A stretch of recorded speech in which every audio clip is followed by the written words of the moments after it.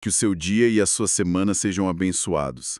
Hoje, a gente vai se aprofundar num conceito que é, assim, a porta de entrada para a fé cristã, né? A ideia de ser chamado. Uhum. A nossa base aqui é o primeiro capítulo do segundo volume de Teologia Sistemática do Hodgman Williams, que tem uma perspectiva pentecostal. E a nossa missão é tentar responder uma pergunta que é fundamental. Como é que a salvação, que aconteceu lá na cruz, vira algo real, pessoal para a gente hoje? Exato. Por onde essa jornada começa? E, bom, o autor diz que a resposta está toda nessa única ideia, a do chamado. Exato. E é um ponto de partida crucial. Porque, assim, o livro argumenta que a obra de Cristo na cruz foi um ato objetivo, sabe? Para toda a humanidade. Certo. Mas isso, por si só, fica meio no campo da teoria, se não se tornar algo subjetivo, uma experiência vivida por cada pessoa. A redenção precisa aterrissar na vida da gente. Perfeitamente. E segundo a fonte, a iniciativa é sempre de Deus. Tudo começa com Ele nos chamando. Certo. Então, para entender isso, a gente precisa seguir um caminho, né? Primeiro, o que essa palavra chamado realmente significa na Bíblia, porque ela é usada de vários jeitos. Sim. Depois que a gente entende o que é, a gente pode mergulhar no porquê divino por trás disso. E só então a gente vê como esse chamado chega até nós e, finalmente, o que ele exige da gente. Parece um bom roteiro. Perfeito. É a trilha lógica que o próprio autor nos apresenta. Então vamos lá, pelo básico. A palavra chamar aparece o tempo todo na Bíblia. Às vezes é só para dar um nome, tipo, você o chamará Jesus. Isso. Outras vezes é para convocar pessoas, como chamaram toda a tropa. E tem também o chamado para uma função, uma vocação, como no caso de Paulo, chamado para ser apóstolo. Uma designação, né? Fica bem mais específica. E o livro nos ajuda a ver uma distinção que é, assim, fundamental. Existem dois tipos de chamado para salvação. Dois tipos? Ok. O primeiro é o que a gente pode chamar de chamado geral. É um convite amplo, universal, feito a todos. A melhor imagem para isso é a parábola do banquete de casamento, lá em Mateus 22. Ah, eu lembro dessa. Um rei prepara uma festa incrível e manda convidar todo mundo. Só que as pessoas começam a dar desculpas, né? Um comprou um campo, outro tem que testar os bois, ninguém parece muito interessado. E essa parábola termina com aquela frase bem forte. Muitos são chamados, mas poucos são escolhidos. Então, esse chamado geral é como um convite enviado para uma festa gigante. Mas aparecer não garante que você vai entrar. Ou melhor, muitos nem se dão ao trabalho de ir. É exatamente essa a ideia. O convite é genuíno, a porta está aberta, mas a resposta humana é um fator decisivo. E a indiferença, ou a recusa, fazem com que esse chamado geral não se torne efetivo. Entendi. E isso nos leva direto para o segundo tipo, que é o coração do que a gente está discutindo hoje. Ok, então aqui que fica interessante. Há uma diferença entre um convite geral, que pode ser recusado, e um convite VIP, que realmente funciona. Isso muda tudo na forma como a gente lê aquela parábola. Qual é esse segundo chamado? É o chamado eficaz. Esse é o chamado que não só convida, mas que efetivamente traz a pessoa para a salvação. É o chamado que é ouvido e aceito. Ah. O autor usa textos muito poderosos para mostrar isso. Em 1 Pedro, por exemplo, a gente lê que Deus os chamou das trevas para sua maravilhosa luz. Veja bem, chamou das trevas. Não é um convite para sair. A pessoa já foi chamada para fora. Exatamente. E em 2 Timóteo, Paulo diz que Deus nos salvou e nos chamou. A salvação e o chamado estão ali, conectados como uma única ação. Então, nesses casos, ser chamado é a mesma coisa que ser salvo. É sinônimo. Os chamados são os salvos. Então, o porquê por trás desse chamado eficaz está enraizado lá na eternidade, num plano de Deus. Mas isso tudo ainda soa muito celestial, distante. Como é que esse plano eterno aterrissa aqui na nossa realidade do século XXI? Como ele sai da eternidade e chega aos ouvidos de alguém? Essa é a ponte que a gente precisa cruzar, do eterno para o temporal. E o livro mostra que o método de Deus é uma combinação de 2 elementos poderosos, inseparáveis. Ok. O primeiro é a proclamação da palavra. O chamado acontece quando o evangelho é comunicado, é falado, é pregado. É bem o que Paulo diz em Romanos 10, né? A fé vem pelo ouvir a mensagem. Certo. Para o chamado acontecer, a mensagem precisa ser dita. E isso me lembra daquela sequência de perguntas que o próprio Paulo faz nesse capítulo. Como crerão se não ouvirem? Como ouvirão se não houver quem pregue? Exato, Como pregarão se não forem enviados? exato. Então, precisa ter um carteiro divino nessa história. Precisa. E esse carteiro ou essa testemunha não é só o pastor no púlpito ou o missionário lá longe. Certo. O texto argumenta que qualquer crente pode, e muitas vezes é, enviado por Deus para ser o portador dessa mensagem.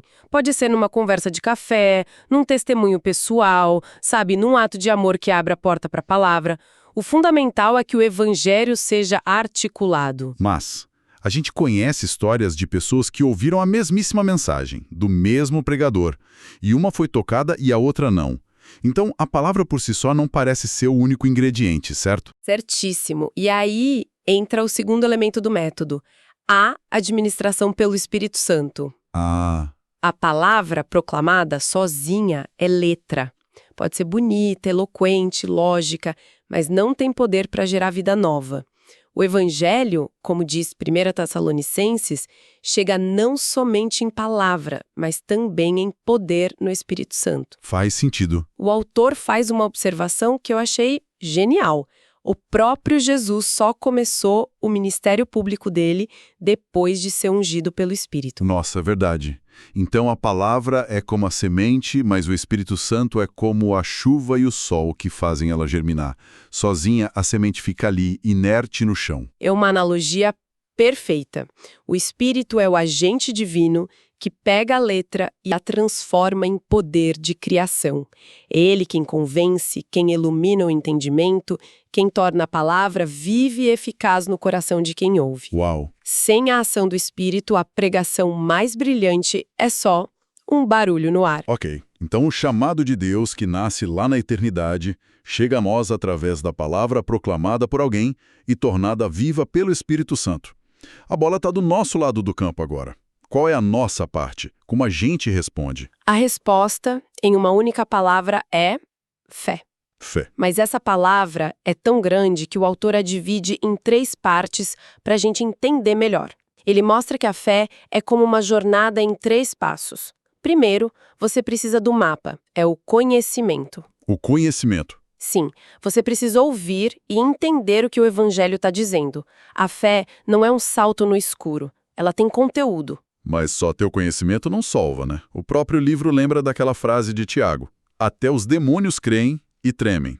Eles têm o conhecimento teológico correto, mas não são salvos. Exato, só ter o mapa não te leva a lugar nenhum. E é por isso que vem o segundo passo da jornada, a aceitação. A aceitação. É quando você olha para o mapa e diz: sim, eu acredito que este é o caminho certo para mim. Essa verdade se aplica à minha vida. Uhum. O autor faz questão de dizer que não é só aceitar uma lista de doutrinas, um credo.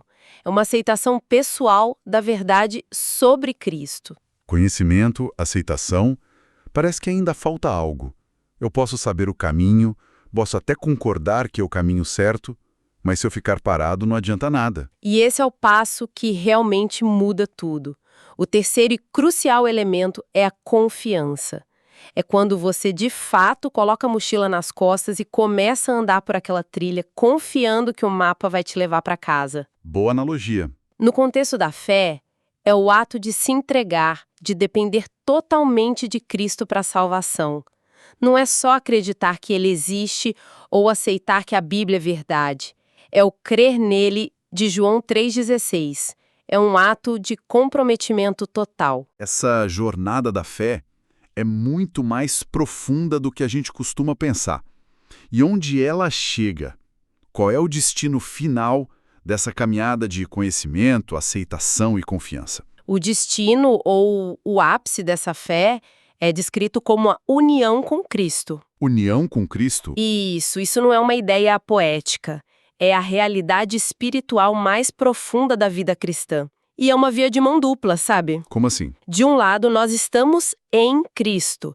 Pela fé, fomos como que enxertados nele. O autor lembra que Paulo repete essa expressão dezenas de vezes. Todas as bênçãos espirituais nos são dadas em Cristo. Estar nele é estar no lugar seguro. No centro da salvação. Isso. E a outra mão dessa via é Cristo em nós. Ah, o grande mistério. O grande mistério. Cristo em vós, a esperança da glória. Ou quando Paulo diz, não sou mais eu quem vive, mas Cristo vive em mim. Para ilustrar isso, o livro usa as metáforas que a própria Bíblia oferece. A videira e os ramos que compartilham a mesma seiva, a mesma vida. A cabeça e o corpo. A cabeça e o corpo, que são uma unidade orgânica. A união do casamento, que transforma dois em um.